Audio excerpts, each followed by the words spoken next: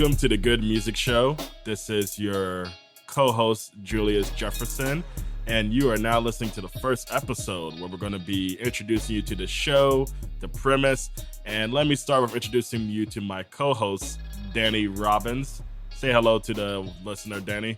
Hello to all those listeners out there. I'm Danny Robbins, the co-host of the Good Music Show. Yeah, that's how it's going to work. Like every time when I want Danny to speak, I'm just going to tell him, okay, speak now. Yeah. Taylor Swift reference for the Swifties out there listening. Speak now. Yeah. Yeah. I know all those right? Classics. Yeah. Red, yellow, Red, 21, blue. 22, 23. I think she has 10 albums called White. Yeah. Oh, and we can't forget the future classic, the Dead Poets Society. Or the working title, White Lemonade. All right, there goes 90% of our listeners. All right, but yeah, no. So like me and Danny, we've been longtime friends, longtime lovers of music. So it'd be fun if I just stopped at longtime lovers and you cut that out. No, I'll leave that one in. But yeah, we're basically the Good Music Show is another music conversational podcast where you got two of us hanging out, following prompts that we've made up ourselves. Where the second episode you're going to be hearing is going to be done with a playlist that we made. We made two separate playlists out of our favorite first tracks on our album, intros, as you may know. And this podcast is basically the track one for our series, if you think about it. And, some people like skit intros. Some people like movie intros. Some people like an intro that goes straight to the music. Basically, I want to go into a bit of the history for this podcast because this is technically a reboot. And we are in an age of reboots. We got new Jurassic movies coming out. We got new Star Wars TV shows. And now we got a new Good Music Show coming out. It's also going to be on Disney Plus. You're going to have to use your beats for that. And but the original Good Music Show started sometime around, I believe it was 2016. That sounds about right. Yeah, it felt like 2016. Not that much happened that year. But anyway. I can't think of anything. Filler year, honestly. Yeah. I started the original Good Music Show when I was back in college in 2016, where I was the only host in that incarnation, where I would have a guest come on and we would like trade an album with each other. There was no prompts, no themes, just, hey, come on my podcast, give me an album, I'll give you an album. And it's really more excuse for me to talk about album that I want to talk about and pretend that I listened to the album that I thought it first. Just read the Wikipedia of it and be like, yeah, I remember that track. It was classic. Yeah. Yeah, no, it's cool. But anyway. It's like, yeah, that's a good one. But what was it? But yeah, and I did about like 4 or 5 episodes. I can't remember. It's been a long time. I'm old. Yeah, I was on one. I was on the second episode. Yeah, Danny was on 2 of them. He was on the second episode where I believe you gave me a Pine Grove album, right? Yeah, I gave you Pine Grove Cardinal, I think it was called. Yeah. Yeah, which is a very beautiful album if y'all haven't heard. It's just really great, soulful music, nice acoustic vibes, Are they Southern or are they Midwest? I can't really tell what region. Yeah, I haven't really been keeping up with them. I got really into them for a moment, and then I haven't really kept up. And yeah, they went viral on TikTok because it's always funny. Like a white boy comes up with a silly dance. Yeah, and it is a good dance though. I like the dance that they have for that. But no, Danny gave me Pine Grove, and what album did I give you? There was a Stooges. Yeah, Funhouse. Yeah, Funhouse. Which we will talk about that in a future episode, but I don't want to get too carried away. But anyway, Danny was on 2 episodes, and those 2 episodes were like some of my favorites I got to record because me and Danny, we have a natural chemistry because we've known each other for quite a long time. So basically, that incarnation came to an end. Is incarnation the right word or is it iteration? It doesn't matter. We're making up words. Yeah, you'll call it a run. You took a run. You made the first run. This is the second run. By the time this episode's over, we're gonna have more footnotes to Infinite Jest. All right. But some David Foster Wallace jokes for y'all. So yeah, but that came to an end because I ended up getting a bit too busy with college stuff, figuring out my life, what I want to do. But then my good friend Danny Robbins reaches out to me a few months ago. And it's like, hey, I listened to those episodes, and I was worried that he was going to tell me I said something that's going to get me canceled. But instead, he wanted to, reboot the show and have it just be us co-hosting and discussing music that we like and have a bit more direction to it, which is why we're going to be bringing in prompts and stuff. Would you like to go a bit more into that, Danny? Yeah. So, I guess I've just been itching to talk about music. I'm something I'm really passionate about. I'm starting the whole physical media collection, getting some vinyl and some CDs and stuff like that. And just trying to, I'm kind of just being more thoughtful about my music habits, keeping track of things and trying to, bounce around and stuff. So I thought, and we're both looking for a good project to do. So this is what we came up with. I just was listening to, well, of course I was listening to my episode of the original Good Music Show, because I wanted to know what college Danny was thinking. And for the most part, it was okay. But what really stood out was what Julius was saying. You had a lot of good thoughts and stuff, and I was like, dang, I just want to keep doing this, So the one thing that I said is funny that I kind of regret. I was trying to sell Red Hot Chili Peppers to you, and I just want to say I'm sorry for doing that. I don't know what I was thinking. I mean, I don't know why I was so turned off by that, because my father was a big fan of Red Hot Chili Peppers, so I should be there were one of the few bands that he was cool with. I think they came out at the Super Bowl, I think, because I was watching Super Bowl from one time and they were on the halftime show, I think. Yeah. But yeah, we're around that time. I was really, really pretentious. I wasn't trying to get into ooh, this band has 1 million listeners. No, well, yeah. I mean, I've kind of listened to some of their newer stuff, and some of it's a little hard to get through. Let's just say, but every once in a while they have a song that's fun enough to be worth listening to. It's good. But yeah, definitely. Every band has their ups and downs. That's right. Yeah. That's right.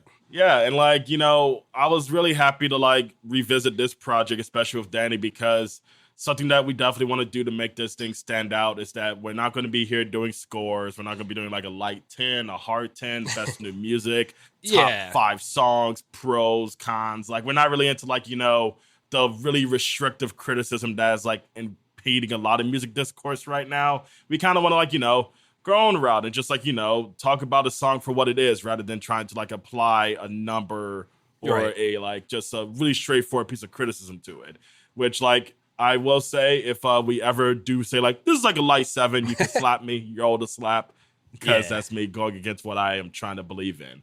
Because we want to make sure this show isn't just any other music podcast. We want to give more than our personality. We want to give you a new way of thinking about the music, how to perceive it, how to get into it, and become more open. A big thing that we're both against is just people being obsessed about categorization, putting things into boxes, or just having a hard front on what kind of music they can get into. The classic phrase that me and Danny have always heard is, I listen to everything but country and rap.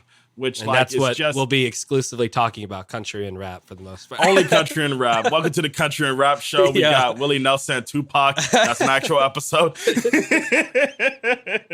But yeah, no, we're we it's not just because those are both respected our favorite genres, which we'll get to in a second. Right. But it's definitely something that we're both turned off by, just because we feel when people go that route, you just a person just hearing a Gunna song and then being this is rap, I'm not listening to any more of this. Where we just want to get rid of the closed-mindedness that can impede any person who wants to I got some reason that word impede. Because I don't know what that word means either. I think it means to stop. Yeah. Stop.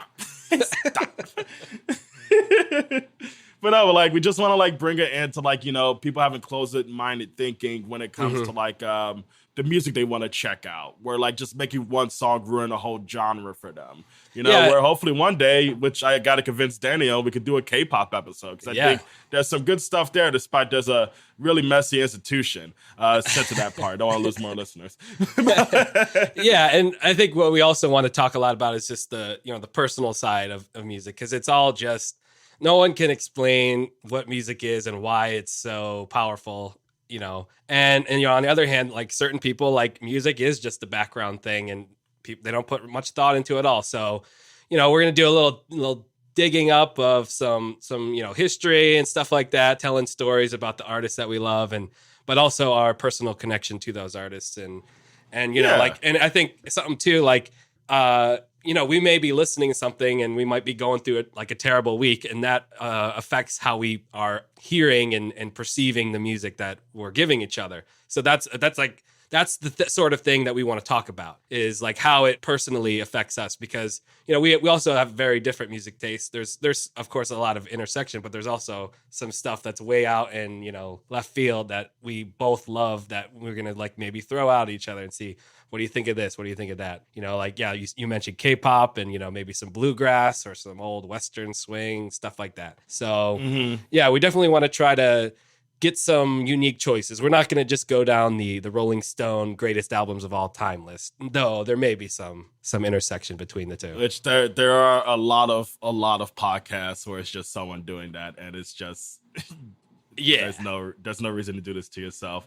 I mean, it's an interesting thing, you know, like it is a big deal to people, you know, and it's like, you know, well, it's not the worst place to start, but it's also like I rarely ever go to like a Wikipedia article for an album that brings up the number it's on and be like, oh, that makes sense. yeah, right. Yeah. It doesn't matter what the number is. It's just like, yeah. You know, there's only so much weight you can put into it. But it's funny. Like, I was looking at, you know, how the Spotify has like the day list thing. Mm-hmm.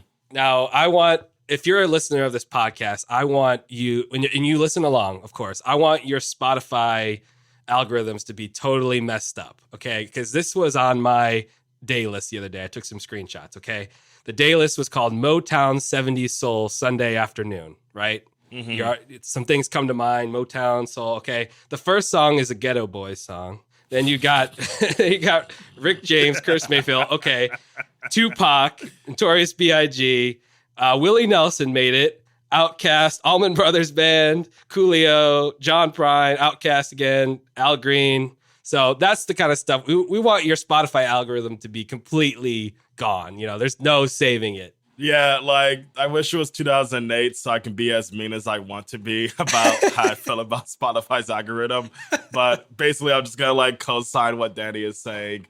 Because I even decided to just check mine right now, and it is funny because it's like this because of the playlist you gave me and because how much I liked on it. But it gave me a folksy twang Sunday afternoon with John Prine and Willie Nelson. That's a Snoop Dogg and Willie Nelson song. Yeah. Yeah, where this one, at least it seems to be consistent. But I did have one similar to Danny a few days ago where it was just like, it gave me like emo crasher evening. And it just had like Danny Brown and Tupac. Just like, I'm like, these guys never would ever say they're emo. Yeah. You know, where it's just like, yeah, we kind of want to have the serious. It's like asking for a bowl of Cocoa Puffs and they throw in a little Lucky Charms because they think you might like it just because like, 10 other people like it, you know? Yeah, right. Like, get these fucking marshmallows out of my Cocoa Puffs. Right. But so we're the only show that is taking a firm stance against algorithms, against be weird. rankings, against scores. Listen to albums. We're cool. Yeah, we're awesome. Yeah. that's like the one opinion quote we put on our images is, we're cool, us. Yeah. Testimonials on our website, yeah.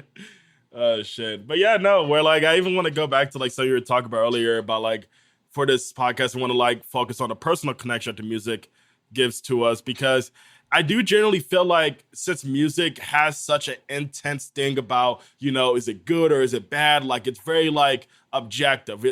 There's really no room for subjectivity anymore with music right now, where I feel like that personal connection will help people like, you know, learn how to enjoy the stuff they like again. Because not to like get into a little side rant or really get mean about a fan base, but when I hear a fan base I think about that could really like, you know, stop caring about if shit is good or not are people who are currently fans of like Travis Scott or hell, even the new Kanye music, where I noticed that more than like recently, like there's people attacking like a music critic that I won't bother naming, but you could guess which one, because he gave a 0 out of 10 to the new Kanye album, and they were furious. They leaked his nudes, they hit up exes of his, they leaked his address, like they went crazy just because they gave a 0 out of 10 to an album because they were obsessed with the idea that like, well, if the album I like is bad, then I'm a bad person. When no, he's the bad person. When it's like, no one has to be a bad person. And the music you like doesn't have to be bad. Like, if the music means a lot to you, just like it. You don't need to like make it into a reason to go on the Holy Crusades against a war. someone. And like, you know, we could even get into stuff about like the people making the music and if they're bad or not. And, you know, just because if like, you know, there's lines where like if someone crosses a line, you probably don't want to go over it with them. But there's a lot of musicians in history that have been done terrible things, and that's totally fine to talk about, but you can also still listen to their music. I mean, I'm not trying to be like separate the art from the artist because sometimes you can't, but it's still worth having a conversation about, in my opinion. Yeah, absolutely. Like, it's a conversation that people prefer to end as soon as possible, but there's really no ending to it. There's too many artists to make such a sentiment of separating the art from the artist into like a real thing. Like, it's very much based on the context you're dealing with. Yeah. But it's every case is different, you know. Exactly. And that's why I really want to like really hone in that like the personal connection center we really want to like, you know, champion on this show, because I feel like that will help listeners more than anything to like just be normal about their music, you know, stop being worried about what one person thinks regardless of how many followers they have and who knows what, you know, because like the craziest thing to go back to Travis Scott fans is how mad they get about him losing Grammys, where I'm like, you guys have the most successful rapper in the world dropping albums for you. I'm not gonna go into Asheville, but like he drops albums for you so often, and they're all fine, and you still want him to get a Grammy, despite I think Jay-Z has only maybe like I don't think any of his albums have actually won a Grammy. Like he's won like song Grammys for like Empire State of Mind and stuff. Where it's just, you know, we're currently in a crisis where a lot of listeners are just obsessed with like getting validation from things that don't really like matter to their own personal connection of what brought them to the music, you know? Right. Yeah. Like it's time to let the Grammys go as something to care about. Let Rolling Stone lists go. You know, like, you know, not that it's fun to, you know, it's fun to look at them every now and then and see what's going on. But at the same time, I think like Rolling Stone is a little funny because people were growing up, people were always like mad at like Rolling Stone is so rock centric. Like they need to talk about the genres. And we're at a point now where Rolling Stone is like hiring a decent amount of like black writers to talk about rap, soul, and R&B and stuff. And what's funny is that like now people are saying like, why the fuck is Rolling Stone talking about Lil Yachty? where we've gone like to the whole other side. Yeah, where it's like we want to make everyone happy. You can't win. That's what I'm saying. You know, where like not to say just stick to what you know, but with this kind of internet we have right now, I don't blame anyone for just sticking to what they know. Yeah, which is something we definitely want to avoid with here. We have no boundaries when it comes to music. We'll listen to anything. Yeah. Please don't send us anything. Yeah, we're gonna. You have to be. We're not gonna take submissions. Yeah, no, we're not gonna give you your fucking boosted listeners from 10 of our followers. But yeah, so that's basically what we're hoping to do with the Good Music Show. Basically, a bit of history for you, and want to talk about the idea of the prompts a little bit because it's something we added to this iteration to kind of keep things fun and keep it fresh a little bit. So basically every episode, we're going to swap an album for the most part, or, you know, sometimes we'll do playlists. But based on like a very just kind of random / arbitrary prompt, just to get our heads in places that it might normally not go, you know, just on automatic. So, for example, our first album episode is just Sentimental Albums, that's an easy one, you know, just something that means a lot to us. But, you know, we'll talk about things like an album that's a party soundtrack, front to back, like the perfect soundtrack for a party, or spring, just something that makes you think of the word spring, you know. So stuff like that will be kind of just like our starting point to give us something to find each other to talk about. Yeah. And, you know, who knows, maybe we'll start attaching to like trends where we'll have one that's just like, what's the best album to be, I forget the name of the weird wife recipe videos, like who makes like her own Cocoa Puffs. Oh, yeah. You like seen those things? The Mormon person or something? Yeah. That has nothing to do with nothing. I'm just bullshitting. But that's basically the prompts for Danny Said It Best. And it's a part I'm really excited about. And I'm excited for all of you to get into it as well. And Yeah. the playlist that we make will be available on Spotify. We're going to be trying to figure out how to get it on the other platforms as well. Which, of course, if we end up having a fan who's a devoted listener, wants to do stuff for us, we had one for any. We had, I won't name it, but we had one of those for our last podcast we co-hosted. But don't find that one because you will find something to cancel us with. But what was it? But yeah, we want to make it an experience to where you're listening along with us. Yeah, but like if you're a devoted listener and you have like Apple Music or Tidal and you would love to like, remake the playlist, feel more than welcome. It's not our music. It's just a playlist. So if you ever want to make it more accessible, go for it. But we can go a bit into like our own personal backgrounds. You want to start, Danny? Sure, yeah. So I grew up really getting into music at I was probably about 10 or so when I started to get really interested in it. And like Green Day was like my original like favorite band, where I liked that kind of punk, stuff, like, all their radio hits at the time, like Boulevard of Broken Dreams and stuff like that. And that got me into playing guitar, learning how to play guitar, taking lessons and stuff. And but also at that time, my main tastemaker for music was the Guitar Hero soundtracks, the video game, like Rock Band and stuff. I owned a few of them, and that was basically where I found all my music. And I'd go off to the iTunes store and put it all on my iPod Shuffle with no screen. And that's where I got a lot of my stuff. That and my dad, who had a big CD collection that I eventually made my way through in high school. And that's where I found stuff like Nirvana, Pixies,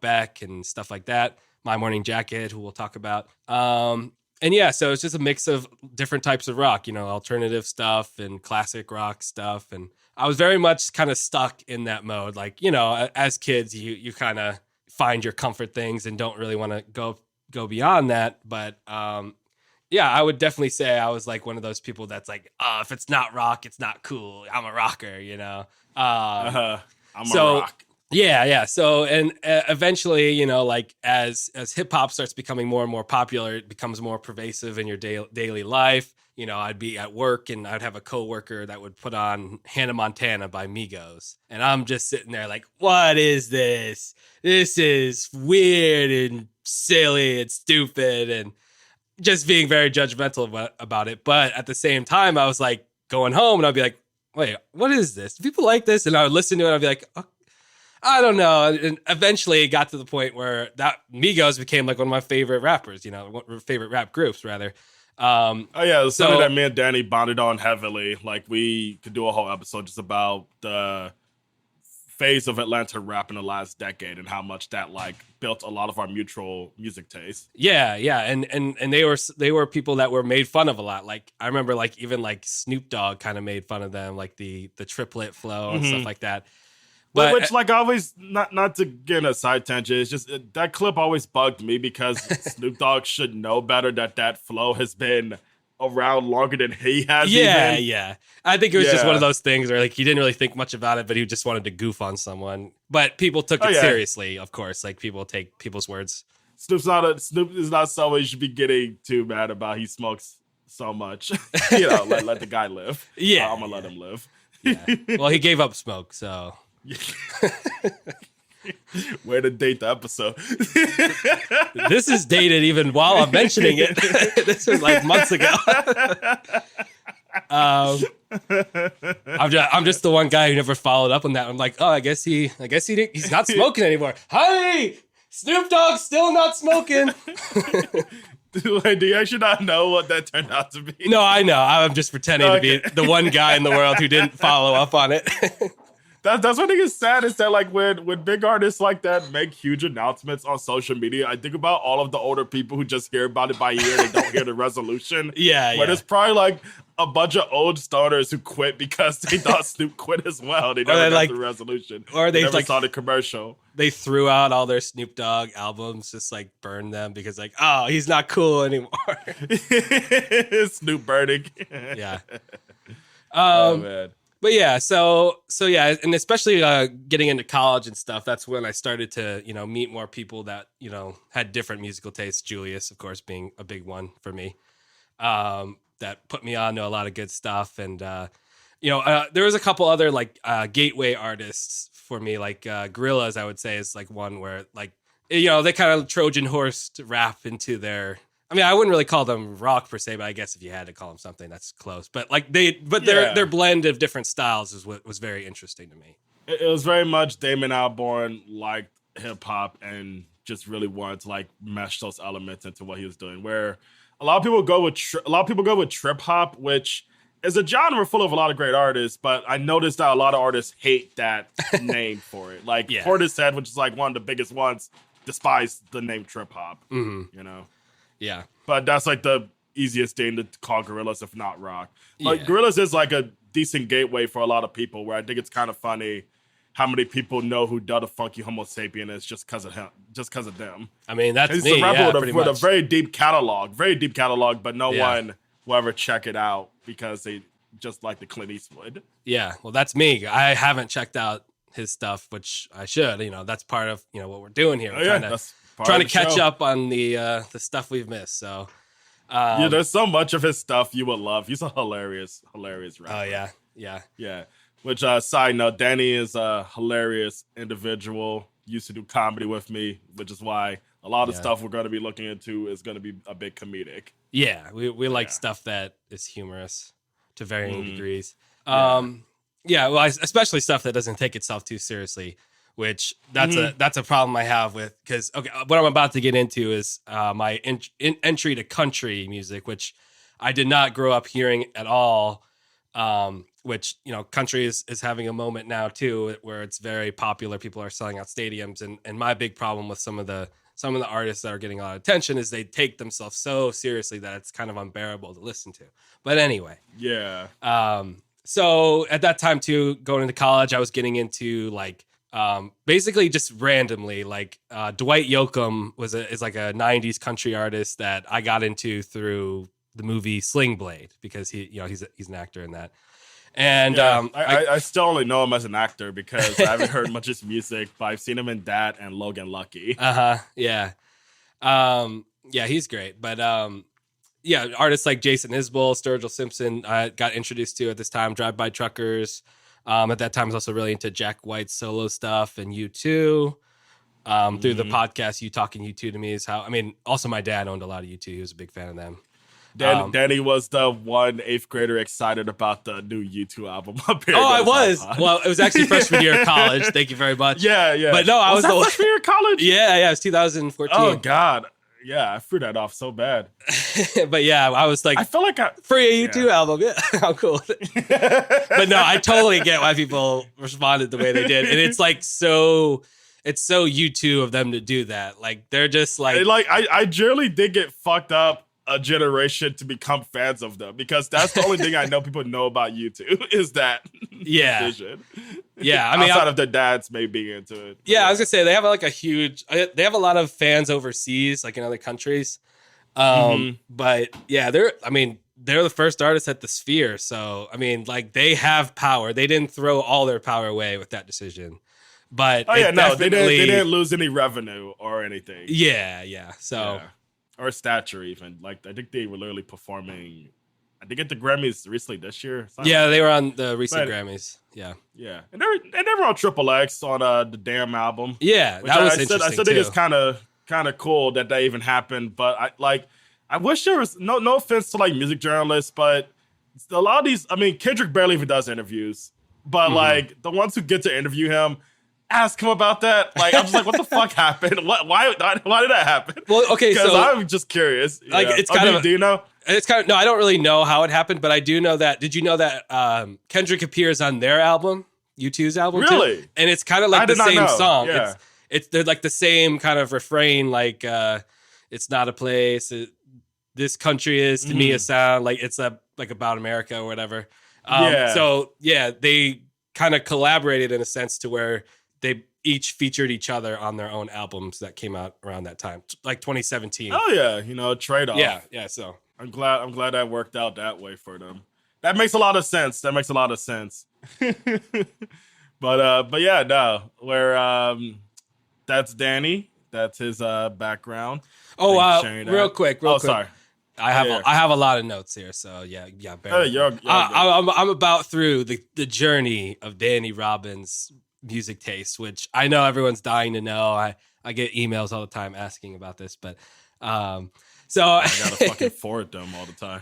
yeah, I would say mostly due to Julius and just random things like this. I get more into rap, like Young Thug, Lil Yachty, who you mentioned was a big one that kind of opened doors for me, and then some older stuff too. Like I remember "Cell Therapy" by Goody Mob was a huge one for me, partly because of the Moonlight soundtrack, of course. Yeah, insane song. Yeah. So so at that point, it's really just kind of country and rap taking over. Like we said, it's the country and rap show. And then eventually I start getting deeper and deeper on both of them and kind of mainly country, like I watched the Ken Burns country music documentary and, which is, people have very legit criticisms over that. It's kind of the Johnny Cash show. And Johnny Cash is, well, I don't know. It's hard to say. He's kind of somebody you can't really put into a box, right? Yeah, he's very he's not really country at all. I mean, he's associated with country, of course, but the actual music, especially what he started out with, it was very much just in line with Elvis and stuff. But it does show the intersections between those two. Like a big part of it is Elvis Costello coming on and calling Hank Williams punk rock, stuff like that. So yeah. Which if that's how you view it, then good, okay. But yeah, and then I think the big one is kind of getting into the kind of outlaw country stuff, and by that I mean kind of basically just progressive country. It's like what Willie Nelson and Waylon Jennings and people like them did, where they took the history that they love, the stuff Bob Wills doing Western swing and Hank Williams doing, essentially popular country. He was writing very quick pop songs about heartbreak and stuff like that. And them taking that and kind of expanding it, making it more poetic and changing the sound as well to encompass all their influences. Willie was very much jazz influenced and old, pop standards like Frank Sinatra and Gershwin and all them. And Waylon Jennings even has some disco influence in his music in the 70s and 80s. So yeah, and that's kind of where I'm at now. I'm definitely just trying to catch up on all those classics that I haven't gotten to. As we mentioned, one of them was Del the Funky Homo Sapien. But there's tons of people out there that I'm just really looking forward to diving into. But that's my story. That's where I'm at now. Oh yeah. And so for when it comes to me, I'm a very straightforward person. I listen to everything except for country and rap, and I only listen to K-pop and the Fugees. I like the Fugees. Yeah, they're good. But no, so I mean, I'll go into this a bit more in a later episode. But one of the first things I remember hearing in my life was rap. It was a Tupac song. Oh. And because of that, rap has been the thing that got me so much into music. And I feel like it's really undervalued as a genre that really gets you into a bunch of other genres, because rap, hip hop, all of it, what I love about it is that at the root of it, it's very much, someone bringing their own personality, their own stories, their own history into the music to create something meaningful while pinpointing the influences and making the music out of it. Especially with early rap that was built around sampling, where you would have people who were, throwing in Tom Tom Club, using fucking Blondie, using old soul records, James Brown, all this stuff that got younger generations into this music inherently because they loved the rap so much. And it was definitely a big thing for me, where growing up, I was really into a lot of stuff that my dad had around in his CD collection. Tupac, the Dog Pound, Snoop Dogg. He was really into G-Funk, Dr. Dre, DJ Quick, where I was into a lot of that stuff. Obsessed with gangster rap. When I learned about NWA, I was I wasn't really that angry, but I became so angry when I finally got to NWA. I was like, oh, this is what I've been looking for. Kind of what I'm sure kids got out of I don't really know what is My Chemical Romance angry? Like, what's the angry angst band for our generation? Yeah, definitely. I had a phase of that too. The Welcome to the Black Parade stuff. Yeah, or like Linkin Park even, like, you know, which I had a Linkin Park phase because, like, for me, a lot of it was rap until like middle school, where I made a good friend named Eric, who I haven't talked to since I finished middle school. And but he got me into like System of a Down and Linkin Park, where that was like the first rock band I really got into. And whatever MTV2 was playing in the morning when I was getting ready for school, which a lot of it was Green Day, like a really terrible song that I have stuck in my head because of childhood is 21 Guns by Green Day. You don't like that one? Just because MTV played it so much, but I liked it. I liked it as a kid. So like, it means something to me for that reason. Yeah, you know? No, I get you. Yeah. Yeah, and that's why I feel bad, because it's not like a Green Day song that everyone's like, yo, that's the one. You know? I definitely loved it at the time too. Yeah. Yeah. But like that got me in a bit more of rock, and Linkin Park was like a great blend of it too, since they had, you know, Mike Shinoda doing the raps over and stuff. And definitely got into Rage Against the Machine from there, because they had, like, you know, Zach doing the raps on that. And unfortunately, that led into a really ugly phase, which was me being a huge Eminem fan, where I was obsessed with those early Eminem records, which, like, what really sucked is that, like, because I grew up very weird with music, like, I figured out, like, music piracy, like, way too young, where my iTunes had, like, almost over, like, 10,000 songs by the time I was 14. Dang, like, it was deadly how much music I had. Like, I had to constantly, like, spend hours making my computer wake up to scrabble all the songs on one of my iPod. But like, I was a huge Eminem fan, which thankfully what saved me from that was the arrival of the new age of rap, which was, you know, Odd Future Wolfgang, Kendrick Lamar, and TDE, those guys, where they very much, you know, was the first, like, new rappers of my age that I got into that I was like, yo, this is me, which was perfect timing because I was, like, a teenager when those guys started, and they were very young themselves. And that definitely led to, like, you know, just getting into other influences, like Schoolboy. I brought up Portishead earlier, and Schoolboy Q is actually who got me into them, because one of his songs on the Great album, Habits and Contradictions, samples one of their joints. I think the intro on their second album. And but yeah, where TDE, Wolfgang, ASAP Mob, even really underground stuff like Lil Ugly Mane, Space Ghost Perp, like those guys, really just, like, you know, made me go deeper into my love of rap, because I wanted to check out their influences rap wise as well. Where one of my favorite groups in high school is like 3 6 Mafia, specifically their older stuff, because, you know, I think all their stuff is great, like Stay Fly, even the song they got an Oscar for. But the, like, earlier mixtapes, if you haven't checked those out and you're a fan of, like, Denzel Curry, A$AP Rocky, those kind of guys, you're missing out if you haven't heard the Underground Volume 1 mixtape, which is just, like, legendary tape. But yeah, where definitely a lot of my life very much into rap, like, still one of my, like, still probably my favorite genre. But, like, what I really just want to get into is, like, how much it helped me, like, get into, like, other genres, whatever they try to, like, cross over into it and stuff. Like, my first Guitar Hero game was Guitar Hero Aerosmith, just because how much I liked to Walk This Way with Run DMC, and they had DMC on there. Yeah, it was really stupid. I played the story mode just so I could unlock that concept. Once I got to, I was like, all right, no more. I'm good. Yeah, you had to go through a lot of doozies on there. Mama Kin. Yeah, Dude Looks Like a Lady. I loved Love to the Elevator. I don't know why. That song is my shit as a kid. That's a good one. But yeah, and, like, it got me into many genres, you know, like house music, electro, like IDM. Like, I wouldn't really, I feel like I would have a hard time getting into, like, shit like Apex Twin or, like, Justice if I didn't already enjoy, like, the electronic parts of rap, because there's a movement that a lot of rap producers are fighting for, to have, like, people consider rap to be electronic music, because it generally is one of the first genres, besides, like, you know, a lot of the techno in that era, that used computers before anything else, because rap had to, like, you know, fight really hard to be considered music, because a lot of people were like, they're not playing instruments, where's the strums? Like, my favorite Beatle, George Harrison, can even be seen quoted saying rap really isn't music to him because they're not playing instruments, you know, which everyone had their head up their ass at one point. Rest in peace, George Harrison, though. But yeah, and, like, but yeah, even Beatles, I'm a big fan of Beatles. like love their stuff still. Like a lot of my friends boo whenever I bring up the Beatles, but I'm like, come on, you can't deny the music. John, we don't need to talk about John, okay? Whatever. It's not whatever. He did some fucked up shit.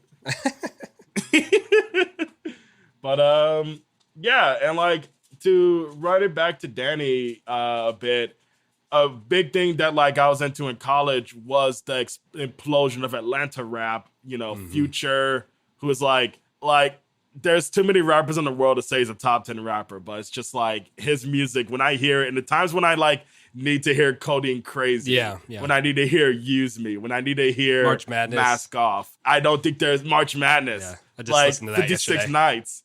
Yeah, like in the moments where I need to hear that, I just don't think there's a better rapper, because you may think he's the father of mumble rapping, but when you really sit down and hear them damn lyrics when you need to hear them, that motherfucker is as treasured as a songwriter as a Bob Dylan to me. Brilliant artist. And Young Thug, who isn't far behind from him, Free Thugger. Hopefully by the time this drops, he's free. No, I'm joking. But Migos, legendary group that Danny brought up, which I don't know if we talked about it, but the first time I heard them was also Hannah Montana. Really? Yeah, like I was in the composting club in high school, and these two guys. We went to very different high schools, by the way. No, we had a composting club in high school. Like I was just in it to get. I'm not gonna say it. I'm not gonna do myself dirty. Like,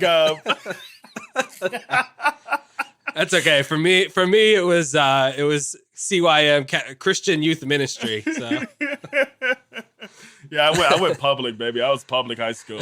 But there was one day at Composting Club. It was just these two guys who I don't think would be listening, so I hope they don't take the term of me calling them dorks the wrong way. But like they weren't like, you know, they weren't smoking, they weren't partying or nothing. They were just like when Composting Club was empty, those are the two guys who showed up always. We only really me and my buddies already showed up every now and then. But I was curious because I was walking past the classroom they had it, and I went in there and I heard music blasting. And I was, Hannah Montana. And you just see these like two geeky guys just going like, I got White, I got Molly, I got White. Like, it's like, I was like, what the fuck are y'all listening to? What is this? Put me on. Where like, and it's just funny because like, this was like before the Drake Versace remix came out, where, you know, most people heard Migos through that. They heard Migos through Drake. They heard it through the club. Maybe you heard it through a car passing by, or just you heard it from living in Atlanta. Yeah. But for me, it was at Compost Club from the last two guys you would expect. And I have been a fan ever since, where I was very lucky to meet Danny because around the time when like they were like huge and stuff, a lot of my friends were still like, you know, very like, you know, behind of like accepting what Atlanta rap was bringing in. They were still very much like, too much auto-tune. Why did their voice sound like that?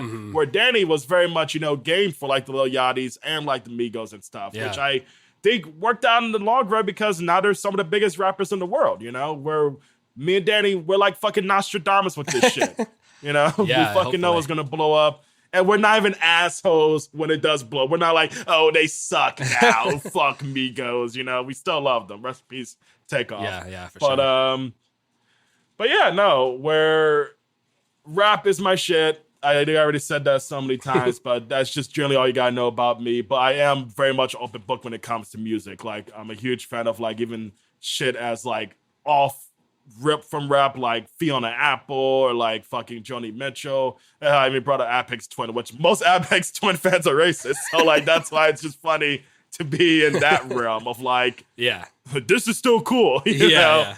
But music is a thing I care very dear about, and I'm excited to share the things that I love with you listeners out there. Yeah, we're here to tell you that music is good, and that's why it's called the Good Music Show, because we talk about good music on the show. So yeah, that's it. It's good. Yep. So yeah, happy listening, and this is our introduction to the series, and we hope you enjoy following along with us, and whatever that means. You know, you don't have to listen to every single thing we talk about, but you know, if you're gonna listen, you might as well at least read the Wikipedia like we do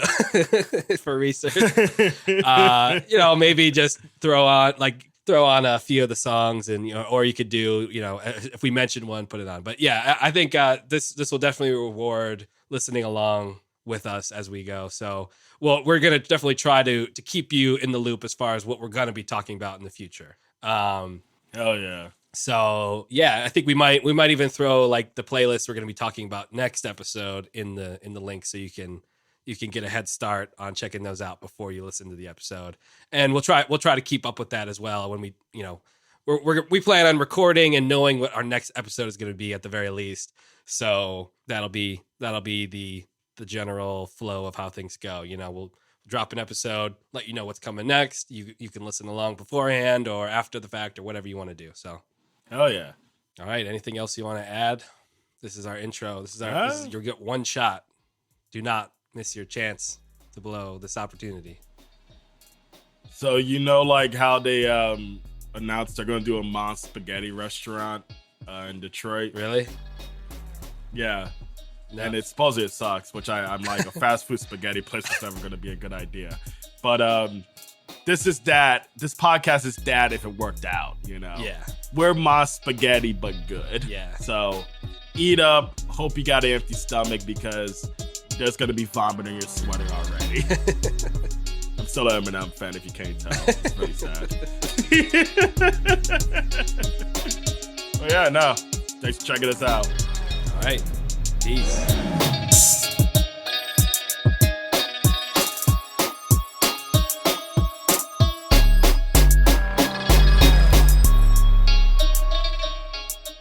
Before we go here, just want to plug our social media. Feel free to give us a follow over at Instagram at the GMS Pod.